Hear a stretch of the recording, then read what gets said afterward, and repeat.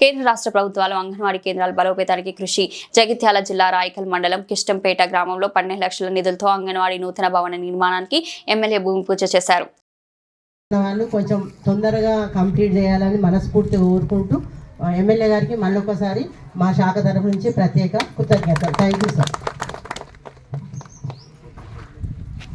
మన గ్రామ సర్పంచ్ గారిని వారి యొక్క అమూల్యమైన సందేశాన్ని ఇవ్వవలసిందిగా కోరుతున్నాను. సర్పంచ్ గారు మాట్లాడు ఏ పనులు కానీ మా బాబు పెడతాడు.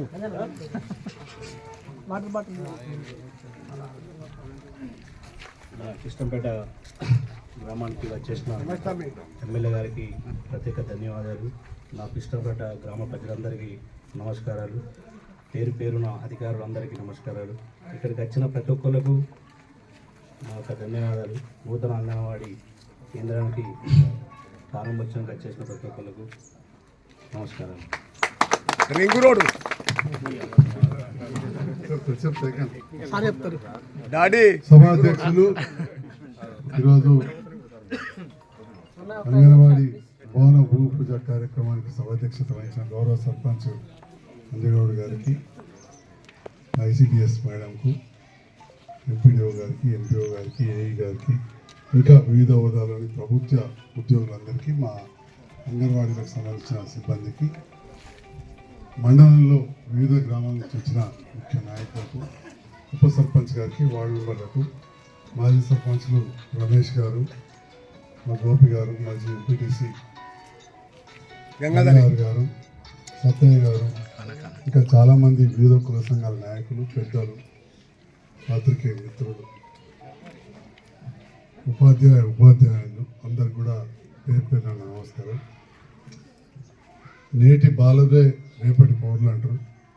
చిన్నప్పటి నుంచి ఆరోగ్యంగా ఉంటూ బాగా చదువుకున్నప్పుడే పిల్లలు ముందు తరాలు వారు పెరిగిన తర్వాత బాగుంటారు. మరి దీన్ని ఉద్దేశించి కేంద్ర రాష్ట్ర ప్రభుత్వాలు అంగన్వాడీ కేంద్రాలను ప్రారంభిస్తూ అంగన్వాడీ కేంద్రాలలో పనిచేసే టీచర్స్ ఒకప్పుడు వర్కర్లను, వారికి ఇప్పుడు టీచర్లు అని చెప్పి చిన్నప్పటి నుంచే ఎట్లయితే డబ్బు ఉన్నవాళ్ళు ప్రైవేట్ స్కూళ్ళకు పంపి ప్లే స్కూల్స్ అంటారు, ఆ ప్లే స్కూళ్ళలో లక్షల రూపాయల ఫీజుల్లో ఇవ్వాలి రేపు. అట్లాంటిది మనం అంగన్వాడీలో పిల్లలను ఆడించుకుంటూ పాడించుకుంటూ చిన్నప్పటి నుంచే ఈలు ఏబిసిడీలు 1-2 నుంచి పాటలు దాంట్లో కూడా నేర్పుతూ ఉన్నారు మన టీచర్ వాళ్ళు. నేను చూస్తూ ఉన్నా మన ఎస్పెషల్లీ మన ఐసిడిఎస్ వారు జగిత్యాల నియోజకవర్గాల్లో చాలా గొప్పగా చేస్తున్నారు. చదువు పూర్తయిన కాల గ్రాడ్యుయేషన్ సెరమనీ అని, చిన్నపిల్లలకు కూడా ఎన్నో కార్యక్రమాలు, తల్లులు వచ్చినప్పుడు వారికి శ్రీమంతం కార్యక్రమం, ఇట్లా చెప్పుకుంటూ పోతే చాలా కార్యక్రమాలు మన అంగన్వాడీలలో చేయడం జరుగుతూ ఉంది తల్లి పిల్లల సంరక్షణ కోసం. కిష్టంపేట గ్రామాల్లో ఇక్కడ కొత్త భవనాన్ని 12 లక్షలతో భూమి పూజ చేసుకుంటాము. మరి ప్రభుత్వంతో కలిసి పనిచేస్తున్నాం. ప్రభుత్వంతో కలిసి పనిచేస్తేనే పనులు అయితేనే విషయాన్ని గుర్తించి నేను గౌరవ ముఖ్యమంత్రి రేవంత్ రెడ్డి గారితో కలిసి పనిచేస్తూ ఈ ప్రాంత అభివృద్ధిలో కొన్ని లేట్ అయినా కానీ ఆ రోడ్ల విషయంలో ఇవన్నీ కూడా తప్పకుండా చేస్తాం.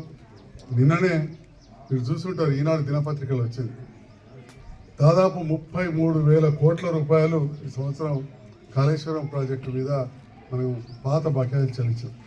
అంటే వీటన్నిటి వల్ల కొద్దిగా రైతు బంధు అట్లాంటి లేట్ అయినా కానీ రైతు బిడ్డ అయిన రేవంత్ రెడ్డి గారు తప్పకుండా చెల్లిస్తారు. వ్యవసాయ శాఖ మంత్రి నాగేశ్వరరావు గారు కూడా వ్యవసాయం అంటే చాలా ఇష్టం, రైతులకు ఎక్కడ కూడా నష్టం జరగకుండా చూస్తారని చెప్పి నాకు పూర్తి విశ్వాసం ఉన్నది.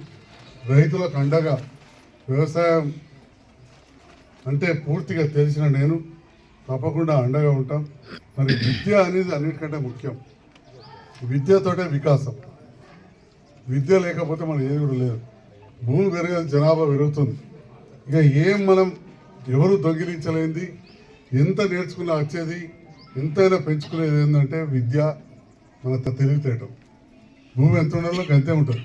ఇక్కడికి తెలివితేటలు వస్తేనే వ్యవసాయాన్ని కూడా మనం డిఫరెంట్గా పెంచుకోవచ్చు. గదే మొక్కలు గదే మట్లు అంటే కేంద్ర ప్రభుత్వం 2400 అని చెప్తుంది, 2200 అని చెప్తుంది. బయట మార్కెట్లో 1800 ఉంటుంది. మనం రైతుల పక్షాన రాష్ట్ర ప్రభుత్వం కొంటున్నాం, కానీ ఆ నష్టాన్ని భరించాల్సిన అవసరం వస్తుంది. దొడ్డుబాట్లు అయితే తినటోళ్ళే లేరు. ఆ నష్టం కొంత కేంద్రం కూడా ఇబ్బంది పడతాం, తీసుకోమంటారు, మళ్ళీ మన ఒత్తిడికి తీసుకుంటాం. అంటే రైతులు కూడా ఒక మార్పు తీసుకురావాలి. ఎక్కడ ఏ మార్పు రావాలన్నా విద్యతోటే ప్రారంభం. అది చిన్ననాటి నుంచి మంచి అలవాట్లు, మంచి చదువుతోటే సాధ్యం. కాబట్టి ఈ అంగన్వాడీ నుంచి ప్రైమరీ స్కూల్ నుంచి హై స్కూల్ నుంచి కాలేజు, ఈ రకంగా మంచి విద్య అనేది ఖచ్చితంగా పిల్లలకి ఇవ్వాల్సిన బాధ్యత ఉంటుంది. ప్రభుత్వ ప్రధాన బాధ్యత పేదవారికి విద్య వైద్యం కల్పించడం.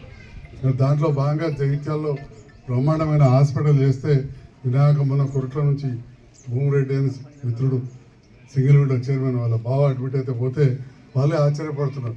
63 బెడ్లు కొత్తవి కడితే 62 బెడ్లు ఫుల్ అయిపోయినాయి, మంచం ఖాళీ లేదు. అంటే ఈ రకంగా విద్యా వైద్యం పట్ల ఈ ప్రభుత్వం ప్రత్యేకమైన శ్రద్ధ పెడుతుంది.